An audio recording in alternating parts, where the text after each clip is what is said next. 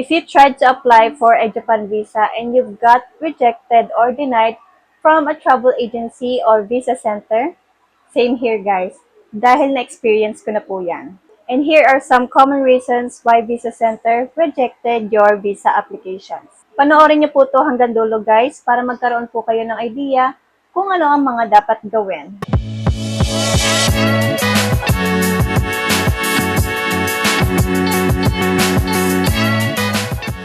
But before we start, sagutin po muna natin yung mga question from the comment section. Okay, from Jabita TV 3889. At ang sabi niya, "Hi ma'am, pwede pa po kaya ako makapag-apply ng visa kung expire na ang passport ko?" Unfortunately, hindi po kayo pwedeng mag-apply ng Japan visa kung expired na po ang passport ninyo. So, you need to renew your passport first before po kayo mag-apply ng Japan visa. Okay, so second question from Abigail Mercano. At ang sabi niya, kahit po ba sponsored, pwede sa kanila mag-apply ng tourist visa? Yes, pwedeng-pwede po. Si sponsor ay kayang mapadaliin ang pag-approve ng applications mo for tourist visa sa Japan. Kailangan niya lang po mag-provide ng mga documents na hinihingi ng visa center. At para malaman kung ano ang mga requirements na dapat i-submit, may ginawa po akong video kung saan pwede po kayo mag-apply at kung ano ang mga process sa pag-apply ng Japan visa. So, ayan, panoorin nyo na lang po dyan, guys. Okay, so let's jump to our topic. Top 5 most common reasons why rejected your Japan visa applications. First, lack of documents. Kadalasan kaya po tayo nare-reject dahil kulang po ang mga pinapasa natin mga documents sa visa center or travel agency. So before po tayo umattend ng appointment natin, make sure na complete na po yung mga documents o requirements na ipapasa po natin sa visa center. Second, expired documents. Sa pagpasa ng mga requirements, make sure po na valid pa po ang mga documents na isasubmit ninyo.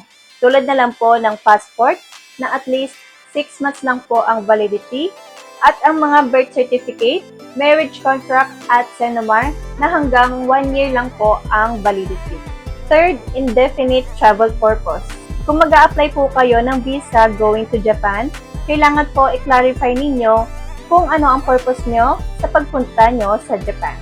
For example, mag-a-apply po kayo ng tourist, pero ang gusto nyo palang gawin is magtrabaho sa Japan. So, that's a big no-no guys. And possible rin po kayong ma-reject ng visa center. Fourth, insufficient proof of funds. So, kailangan meron po tayong maipakitang proof na kaya po nating gastusan o suportahan ng sponsor mo ang buong travel trip mo pagpunta mo ng Japan. Ang mga dapat mong i-provide like bank account or statement of account or proof of income. Violations and bad records. Kung kayo po ay nakapag-travel na o nakapagtrabaho na sa Japan before at meron po kayo nagawang violations o ikasisira ng visa nyo sa Japan, like overstay and criminal record, once na matrace po nila ito, ay automatic rejected na po ang inyong pag-apply ng visa sa Japan. So ano ba ang mga dapat gawin para maiwasan natin ang mga ganitong scenario? First, applying or renew your documents in advance. Second, double-check your list of requirements. Third, be honest at consistent sa isasagot sa interview. Fourth, piliin mabuti kung anong visa ang a-applyan mo.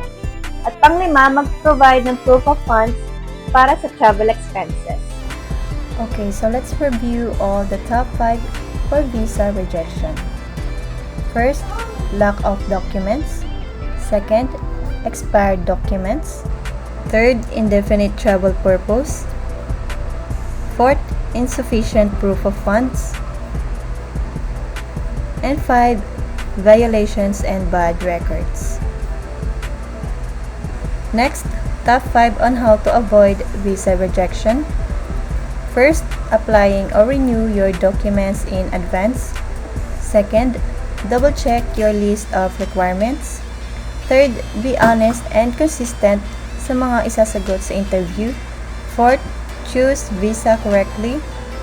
And 5, provide proof of funds for travel expenses. And that's the 5 common reasons for Japan visa rejection.